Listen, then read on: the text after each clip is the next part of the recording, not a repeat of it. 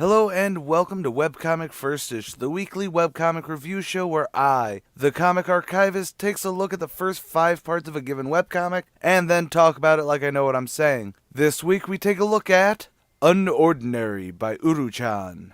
So, as usual, this comes from Line Webtoon, and you should definitely download the app, but this time I'm giving a peek into the action fantasy section. The basic premise is that we follow the most ordinary boy in an unordinary time. In a high school designed for kids with superpowers, John has none. He is a perfectly normal boy who just happens to be a legacy. And being normal is a feat by itself in this school, where you have your basic student fight around every corner. And here's where I think I love this webby. John isn't a pointless character, just watching the world around him. He actually stands up to a bully when that bully was picking on a weaker kid, and uses his brain to actively defeat someone who could turn into stone and move a lot faster. So in these first 5 episodes specifically, we get a clear idea of who John is, who the hot-headed bully is, and who the super epic badass Sierra is. And yes, she definitely needs to have a special fan service arc. Hey, I'm only a man and every anime needs a fan service episode. Just saying. But in all seriousness, this comic is truly something I love.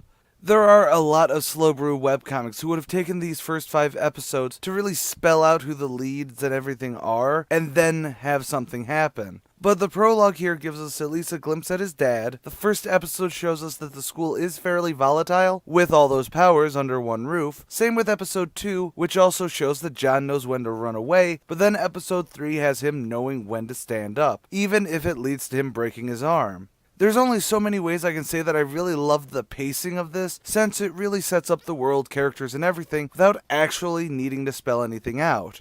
And I will be honest, I was worried when I started reading this because it had a fairly abstract beginning with the more here's an image and some narration, but as I scrolled, it played with that scroll to really jump you into a crisp and kinetic full color manga style that just works so well. And while I think this could look totally awesome even if it were black and white, the colors just take the looks of this book to an 11. But how it adds a depth to reading by playing with the scrolling nature of reading from webtoons, it's just uniquely awesome in that regard. Yes, I will admit that this was another one of these that I worried would come off as a self-insert online RPG starter. You know the ones I mean, where you basically get the original poster going, "We're all at a school for anime magical awesomeness. Fill in your name, age, post a picture you stole from Google on what your total badass looks like, and your backstory," where everyone basically says they're either Sasuke, Zuko, or Vegeta, because no one ever wants to escape into being a carefree shonen character. Oh, and Guts. Everyone wants to look like Guts. Wow, sorry. Went off on a bit of a rant there.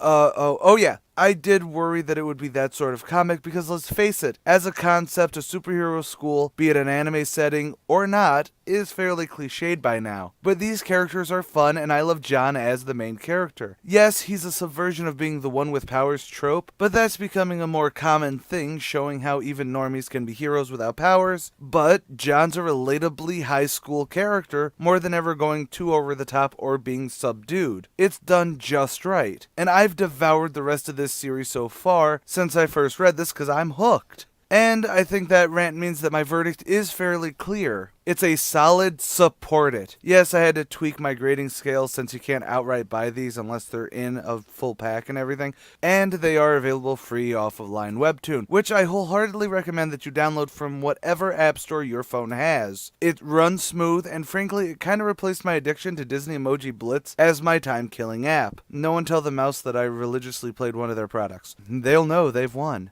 Anyways, support it means go give it a high rating on Line Webtoon, subscribe to read more, and more importantly, support the creator uru-chan on their Patreon because hot damn do they deserve it. Yes, I know the ironies of sending viewers to someone else's Patreon when mine has one right now at $2, but creators should be shown love, and uru-chan is creating some fantastic stuff. Links to Line Webtoon and uru-chan's Patreon are in the description below. And with all that, that's all for today. If you agree with me that this was a righteous read, or if you felt that it lacked a certain something when you read it, let me know in the comments below. While you're down there, let us know what you'd like to see from the next Firsty line of shows, be it comic book, manga, or webcomics. Like us on Facebook, follow us on Twitter, and do take a gander over at our Patreon. It helps not only us, but basically everyone will support and review with the funding, which helps the indie side of things a ton. But more than that, I'm the Comic Archivist, and stay golden, Inklings.